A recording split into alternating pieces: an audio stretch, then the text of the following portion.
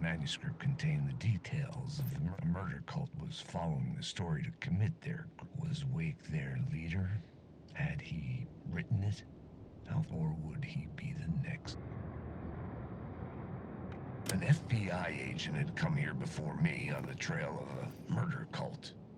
He'd gone missing, presumed dead. The cult was leaving me clues to follow, connecting the dots from one murder to the next, inviting me to draw an obscene picture on the city map. Caldera Street Station. The name made me think of the exit wound of a bullet. Word is, your research can help me, ma'am. What do you know? There's more than one urban legend about the cult of the word. The murder cult used these tunnels for their ritual sacrifices. They say the cult reenacted the murders in Alan Wake's crime books, that Wake was even involved somehow, under a false identity, Mr. Scratch, which is, of course, the nickname for the devil himself. Turns out the cultists weren't the only ones using the tunnels. Hidden graffiti signs marked secret routes. I kept hearing whispers around burn barrels of an underground society of mystic outsiders with hidden knowledge. Typical New York. Go on, ma'am. This is where the history of the cult gets genuinely disturbing. The cultists tracked down the torchbearers living in the tunnels. They locked the poor folks up in a derailed subway car, doused it in gasoline, and... yeah. Charming. It turns into a bit of a ghost story after that. They say the dark smoke from the fire still roams the tunnels searching for new victims to devour. There are no happy endings in this city. This is the ritual to lead you on. The Fed had witnessed something here that made him run scared. Whether the summoning ritual had been a bona fide supernatural event or the mass psychosis of stark raving lunatics, it didn't change the facts. The cult was messing with things no one should mess with. Rumor had it the manuscript contained the details of the murder cult was following the story to commit their... Was Wake their leader? Had he written it? Or would he be the next? Stepping to the murder site, I'd felt it, hanging in the air. A meaning, the violent emotion of the act, like a cloud of wrath. The dead eyes of the victim staring at something you couldn't see, and yet making you aware of it. Something had soaked into this place on a molecular level, overlapping with your meaningless existence.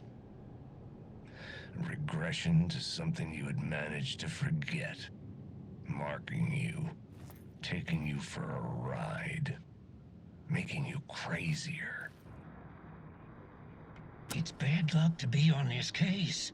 The cult can get you anywhere with that black magic shit. Let the day shift handle it.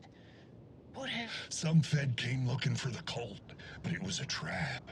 A satanic... Anyone who gets involved with the cult, they're next. I heard their leader is this famous writer, Alan Wake. Sounds like a load of bull. The torchbearers painted the tree there. The tree of knowledge. The tree of life with its roots reaching down to hell. It could have been a Christmas tree for all the good. The writer. Maybe he was a victim. The cult, using his words. Or maybe he was the monster behind it all. Either way, Alice Wake, his ex, she knew things. It was there in her art for all to see. A cry for help. The darkness she'd witnessed. And that put her in danger. Whispers from the police radio kept me awake at night. The word through the ether.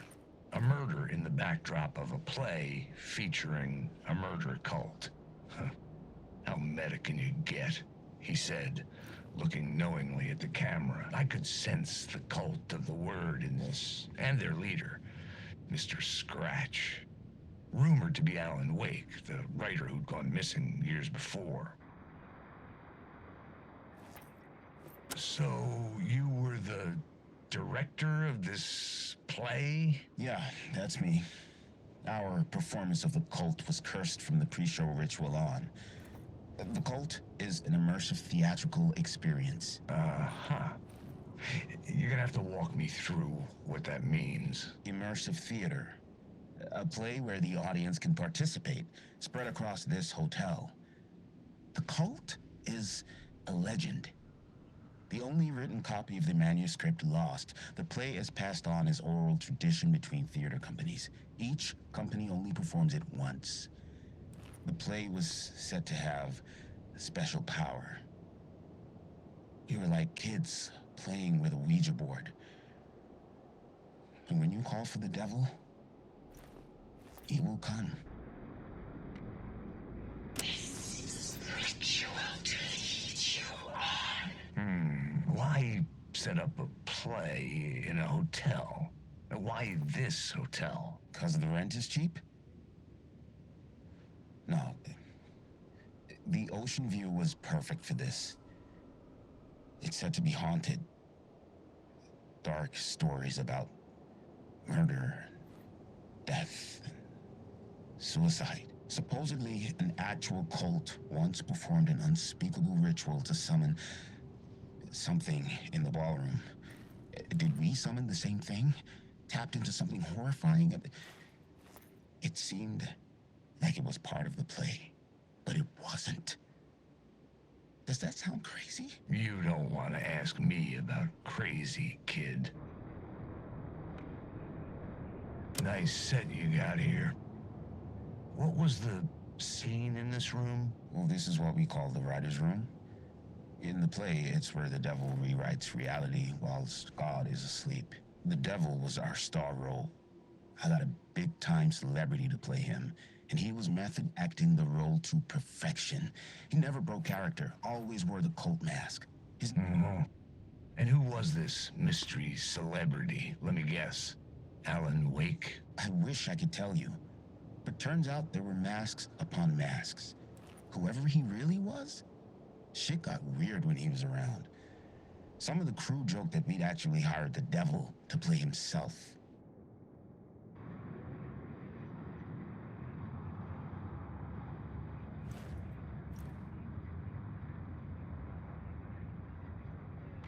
Mr. Scratch, if that's who the actor playing the devil was, had stayed in the hotel. Asking around at reception got me a room number. 666. He had requested that room specifically. The devil had a sense of humor. Or he really didn't. It was funny either way. According to the director, the actor hadn't mingled with the rest of the cast. He had only come out for the play, and always in character. Okay, let's talk about the murder victim. The lady who was killed in the climax of the play. The leading lady. Oh, it was an honor to get to work with her. A grand dame for sure. She went back a long time. Kept insisting she had seen the long-lost original script of the play. She'd been with this mysterious writer, his muse. That was her role in the play. The muse. She was staying in room 108, where the murder happened. The set of the final scene, right. The devil comes, an unstoppable force crashing through the hotel through each scene, executed with devastating mastery. And all leading up to him meeting his muse. It turns out he knew her. He had only joined the play to get to her. To murder her. Had I chosen to pursue the cult, or had they chosen me for some unknowable purpose? To be a demon, to sort the clues based on my interpretation, to change that which I observed. It was all a play. Shadows on the wall of a cave, an echo of the true events that happened somewhere else. Was I there to watch the shadows, or was I a shadow too? In a performance set up for someone else. I've had enough of that freaking gumshoe dick asking too many freaking questions. Not letting us This is our chance to make the powers that be happy. We'll be set for life. Well, amen to that, partner. I like it. And so will the fraternity, the club, the word. Our dear friends, with the way I see it, it was a lone nut job. A junkie out of his mind on... Open and shut case. All we gotta do now is dump the evidence from room 108 in the usual place.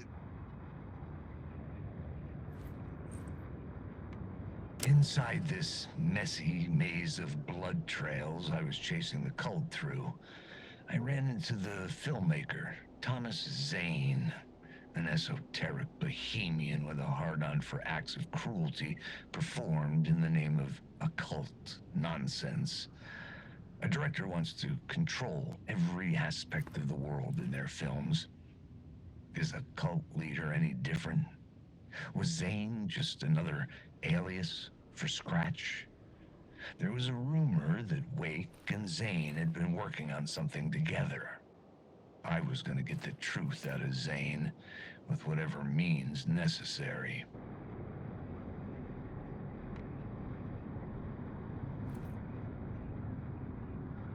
I felt like I'd been on this case looking for the cult of the word for a lifetime or more. The only case I'd ever been on. They would surface from the dark with their depraved acts of violence and fade back into the night, leaving behind bloody crime scenes and clues heavy with obscure meanings that led nowhere. Arriving at the cinema, I felt a monumental, terrifying revelation trembling before me, ready to open its jaws and swallow me whole. It would do you a lot of good to talk, buddy. It was an initiation ceremony, or so we made our new members believe. Two of New York's finest. They had performed endless favors to earn their place among us. We had something special waiting for them, and something very special for you, Alex Casey. Who's your leader? Alan Wake? Scratch? Zane? Give me a name! You will meet him soon enough. The urban legends circling Thomas Zane were a bottomless rabbit hole. I'd done some digging. To film freaks, he was a mythic auteur in the art house cinema, a rising star coming to America from Finland. But he only created one film, Tom the Poet, before he went missing, mirroring the vanishing of the main character in the movie. The biggest mystery was around his lost film, an early work made in Finland, Nightless Night, rumored to have mystic properties. Some claimed it was a snuff film, that the ritual murder in the film was an actual murder. There were no known surviving copies, but the cult chased it as if it were their unholy grail, just like Wake's books were.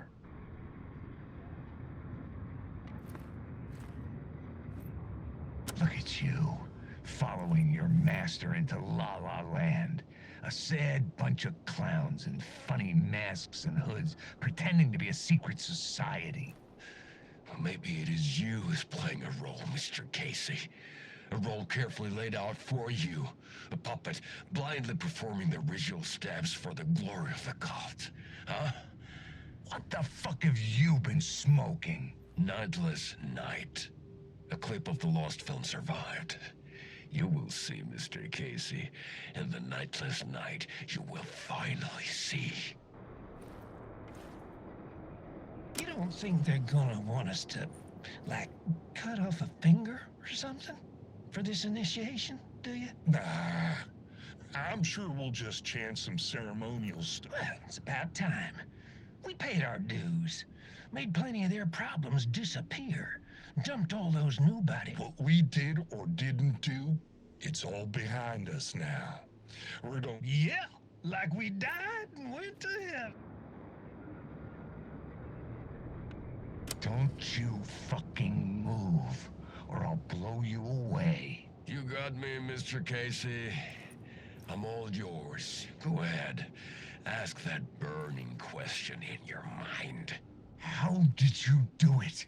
How did you get me into that film clip without my remembering it? Talk to me, damn it! You've seen the film? Good, good. Now you're ready to meet the Grandmaster. He's waiting for you in the projection booth where everything will be revealed, where he will project a new reality onto this one. And now, Mr. Casey, I've played my part to the end.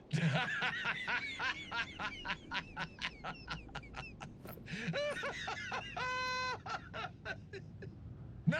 No! Crazy bastard! Why'd he jump?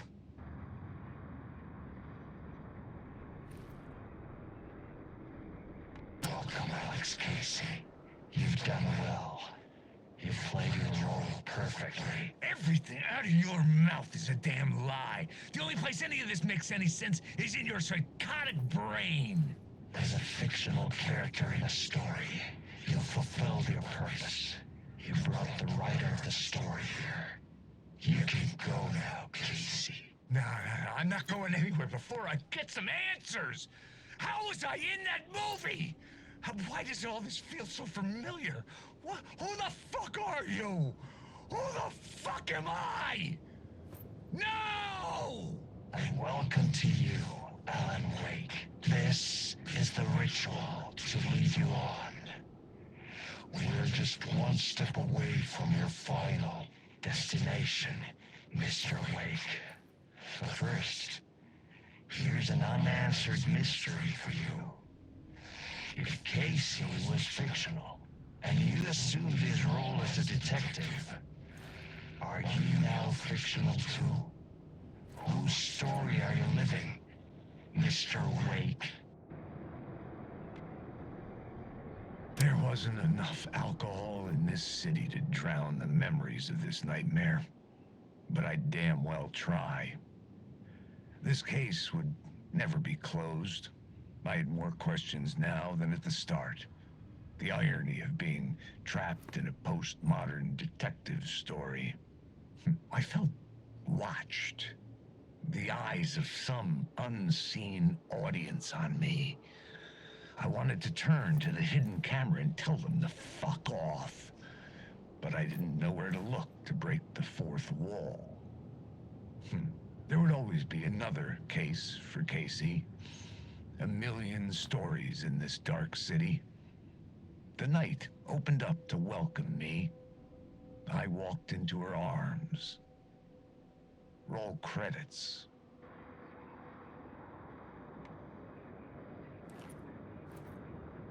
The rain tried to wash away the sins of this city. But some sins, the evidence of the crimes committed, could never be erased. Not by the rain, or any amount of therapy from Dr. Jack Daniels. It remained bruises under my skin like tattoos, bruises in my soul, scar tissue on my heart. The rain never stopped falling, and I never stopped drinking. The city was a monster, poised to tear into you the second you let your guard down. You thought you had it tamed, that you knew what the hell you were doing. Your last mistake, unless you got lucky. And you didn't deserve to get lucky. You blinked at the wrong time, let your mind wander, and the fire escape that was meant to be your getaway route was gone, was never there at all. You'd gotten turned around somewhere along the way. The city was coming to finish you off, and there was nowhere left to run. This city will suck you dry if you stay here for too long. You'll end up a lost soul, haunting the streets and alleys, a faded-out shadow, glimpsed by some other poor bastard on his way toward the same fate. Your broken dreams become a broken mirror, and the twisted reflection staring back at you with all the pent-up anger, regret, guilt, and shame was the monster you could never get away from. You dream of calling it quits, making a clean break, retiring, escaping, leaving all this sordid misery and terror behind. Getting in a car and driving till you see the sunrise, somewhere where the sun still rises. Settling down, buying a house, fixing it up, building a life, finding someone. It's a fool's dream. It would all go bad. And having let hope in, it would be unbearably worse than this. You can take the man out of the city, but you can never take the city out of the man.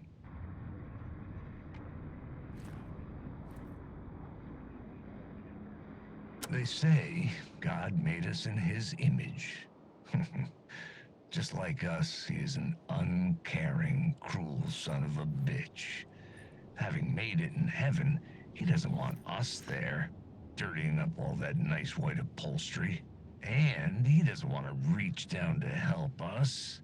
He gets his kicks just binge watching us struggling, hurting, killing, dying, screwing it up again and again, lazily stirring it up when things threaten to get too placid.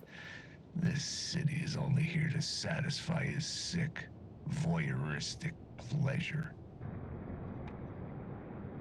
Something kept me going. A broken man, no hope, no prospects, no love. Too stubborn to die. Like a cockroach with a misguided sense of honor and justice in a city where there can never be justice. I refused to quit out of spite. A self-inflicted punishment for failures that could never be redeemed. Refused to stay lying down after a beating. Crawling back to my feet only to get lined for another one. A perpetual masochistic motion machine.